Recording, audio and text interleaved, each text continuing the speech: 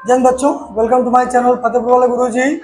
आज हम डायरेक्ट को थोड़ा सा आगे खींचेंगे एडवांस लेवल की ओर, जो हाई स्कूल और इंटर दोनों के लिए इम्पोर्टेंट है। इम्परेटिव वाला पार्ट, फिर एक्सक्लेमेटरी वाला, फिर ऑब्जेक्टिव वाला। अब इसके 3 पार्ट रह गए। तो पहले आपको मैं इम्परेटिव के वाक्य कैसे होते हैं, कैसे आप पहचानेंगे, पहले आपको ट्रांसलेशन पढ़ा दूँ, फिर आपको डायरेक्ट बताऊंगा। तो सबसे पहली बात आपकी चलेगी इम्परेटिव की। इम्परेटिव की ये जो इम्परेटिव सेंटेंस होते हैं, ये जो आपके इम्परेटिव सेंटेंस होते हैं, इसकी हिंदी होती है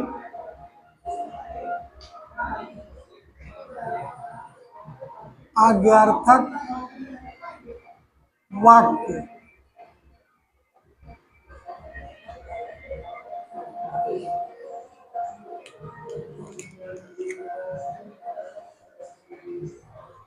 ऐसे वाक्य जिनसे आज्ञा, निवेदन, मैं लिखे भी दे रहा हूं, जिन वाक्यों से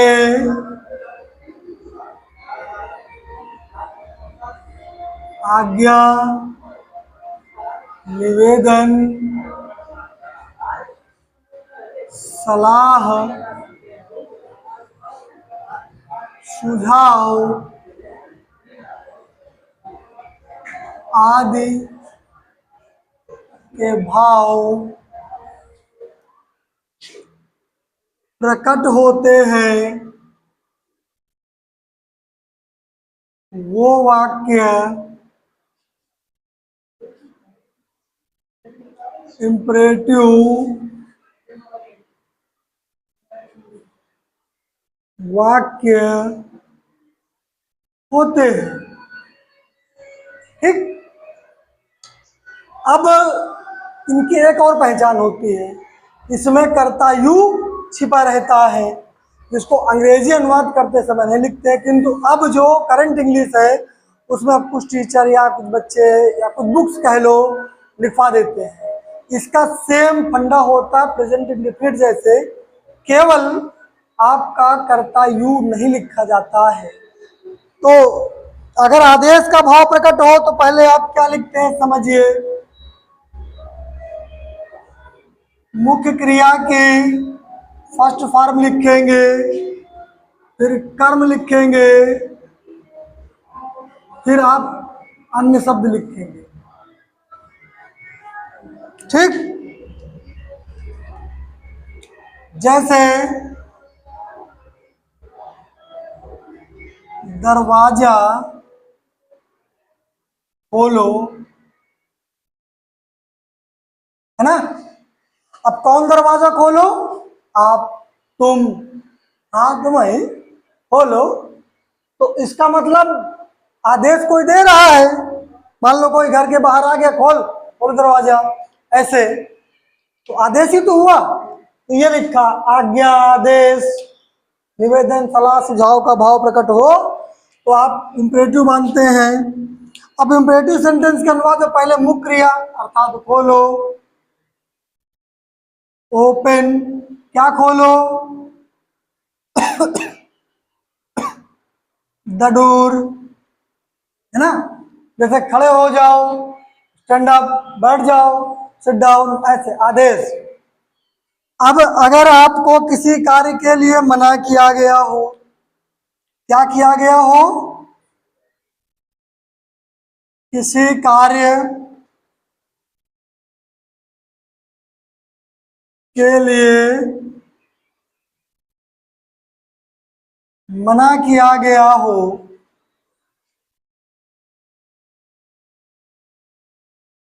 तो डू नॉट कह सकते हो, या कोष्ठक में डोंट भी कह सकते हो का प्रयोग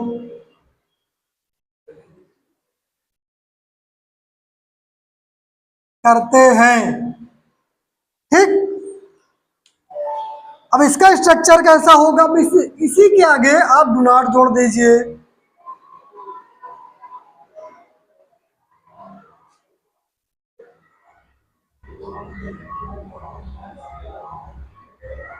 फिर मेन वर्ब की फर्स्ट फॉर्म, फिर आप ऑब्जेक्ट लिखेंगे, फिर आप ओ डब्ल्यू लिखेंगे। जैसे एक सेंटेंस आपका है,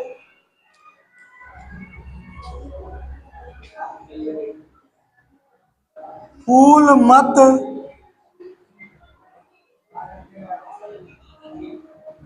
तोड़ो। अब कोई कह रहा है ना कि फूल मत तोड़ो, तो इसका मतलब क्या हुआ कि ये सलाह दे रहा, मना कर रहा है। कौन ना तोड़ो, आप, तोड़ना मत। वैसे तो फूल एक सुंदर प्रकृति का उपहार है, तो प्रकृति के साथ छेड़छाड़ नहीं करना चाहिए, वरना विनाशकारी परिणाम होते हैं। सेंटेंस करते हैं तो मत के लिए क्या लगाएंगे आप, डू नॉट। फिर मेन वर्ब की फर्स्ट फॉर्म मतलब प्लग, कठोर चीजों को तोड़ने के लिए ब्रेक, मुलायम के लिए प्लग। कान न तोड़ा बच्चा, द फ्लावर होते ये। अब एक और बच रहा, मैं यही निपटा दे रहा हूं। ये वाला एरिया इतने में अपना काम हो जाएगा। निवेदन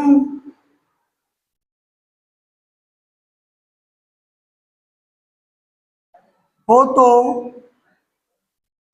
प्लीज या काइंडली। प्लीज का प्रयोग सामान्य बोलचाल के लिए होता है, काइंडली का प्रयोग हमेशा अधिकारियों से अनुमति लेने के लिए होता है।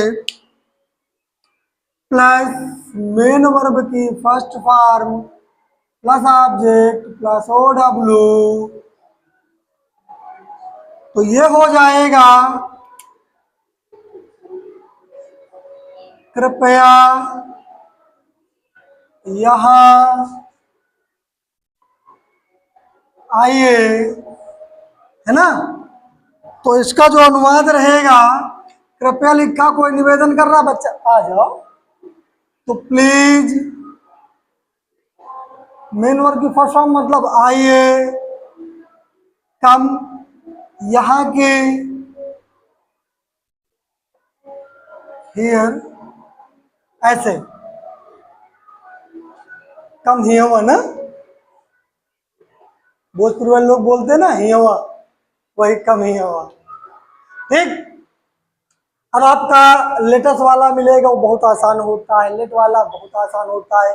क्योंकि अब आगे अगर बताऊंगा तो वीडियो जो है बहुत लेंथी हो जाएगा, तो ज़्यादा लेंथी बोरिंग भी लगता है। तो आपके हित को ध्यान रखते हुए ज़्यादा लंबा ना खींचा जाए, यही आप नोट कर लीजिए, फिर मैं इसके आगे बढ़ूँ। अब ये इसके बाद जो है, अब हम लोग समझेंगे कि इम्परेटिव में क्या होता है।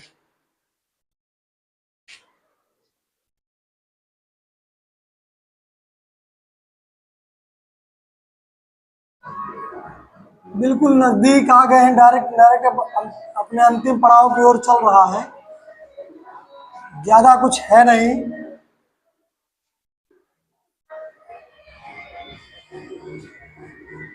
हाँ, अब आइए,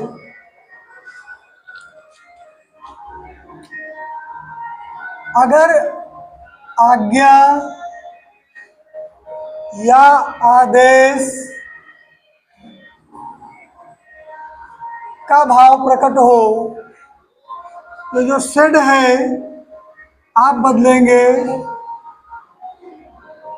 ऑर्डर्ड में। ठीक है। अगर आपका ये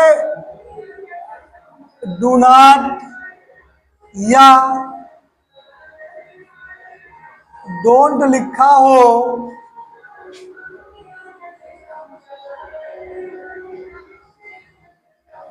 तो ये सेड जो है बदलेगा F A R B A F O R B A D E, sorry A नहीं, वो है F O R B A D, Harvard में। अगर आपका मान लीजिए प्लीज मिल गया, काइंडली मिल गया, सर मिल गया, मैडम मिल गया, तो आप इसको क्या करेंगे, ये भी नोटिस करना।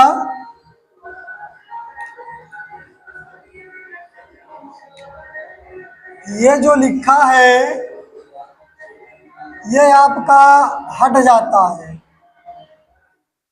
ये हट जाएगा, और आपका ये जो लिखा रहेगा ये आपका हट जाएगा, ठीक है। और जो शेड है, ये जो शेड आपको मिलेगा, इस सेट को आप बदल देंगे रिक्वेस्टेड में, कामा इन्वर्टेड कामा को हटा के, अभी तक आपने पहली बार सीखा दैट, फिर सीखा आस्क्ड, सॉरी इफ या वेदर, फिर या प्रश्नवाचक शब्द की अंग्रेजी। अब आप सीखेंगे टू, इंपरेटिव में टू लगाते हैं। तो बढ़ते हैं आगे।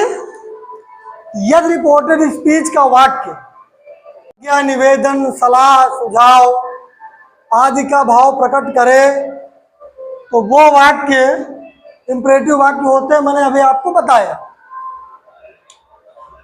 और किस भाव में कौन सा चेंज करना है मैंने ये भी लिख दिया।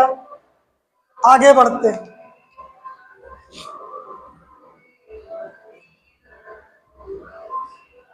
माई teacher said, comma inverted comma, stand up. अब गुरुजी आपसे विनती में, भैया खड़े हो जाते हैं, भैया आपके जो गुरुजी हैं आपसे ये तो ना, भैया आप खड़े हो जाए, बच्चे आप ऐसा तो ना कहेंगे, वो कहेंगे करे सर है गिरा मैं तो है ना। तो आदेश देंगे ना बेटा, मेरे कहने का मतलब वो आदेश देंगे। तो माई टीचर, आर्डर्ड का भाव तो क्या हो जाएगा, आदेश का है तो आर्डर्ड हो जाएगा। कामा इन्वर्टेड कामा हटा क्या करेंगे आप, टू लगाएंगे। अब रहा सेम कुछ चेंज करने लायक हम लिख देंगे स्टैंड अप, है ना सर। बहुत अच्छे रहे हैं यार, फालतू परेशान हो रहे हैं। दूसरे सेंटेंस में इधर कर लेते हैं।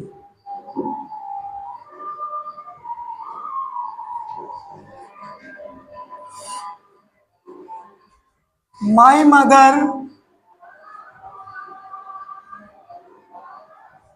Said, comma inverted comma, don't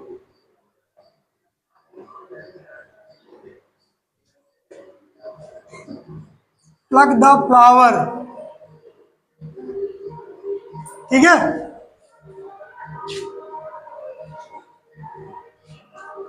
अब इसमें माता जी मना कर रही है ना, तो डोंट के स्थान पर क्या हो जाएगा, forward.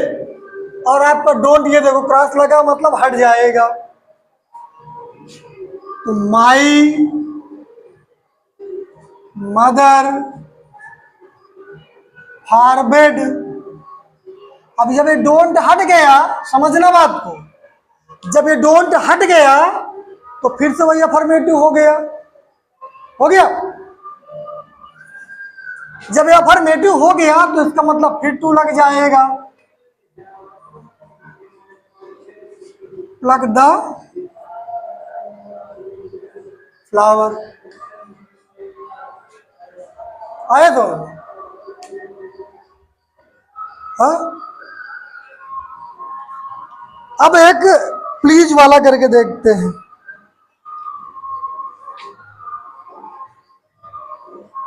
He said, common note कहो प्लीज हेल्प मी। ये देखो, ये लिखा, प्लीज लिखा हो, काइंडली लिखा हो, सर लिखा हो, मैडम लिखा हो, तो सेड को बदलना है रिक्वेस्टेड में, और इन सबको क्या करना है, हटा देना है, इन सबको हटा देना है। तो ही रिक्वेस्टेड, ये फिर हट गया, ये जो प्लीज है फिर हट गया, फिर अफर्मेटिव हो गया, टू हेल्प। ये आपको यहां पास मिला प्रोनाउन मी, कौन सा पर्सन है, फर्स्ट पर्सन सब्जेक्ट के अनुसार, ये ऑब्जेक्ट, तो इसका ऑब्जेक्ट, ही का ऑब्जेक्ट क्या होता है, हिम। बताना का यूज तो नहीं होता है।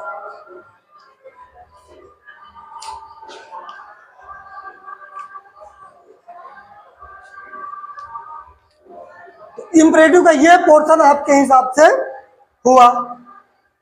अब इसको लिख लो तो मैं बिगाड़ू आगे, फिर बताऊं कहां से क्या हो सकता है। लिख गया, चलो अच्छा आगे बढ़ते हैं।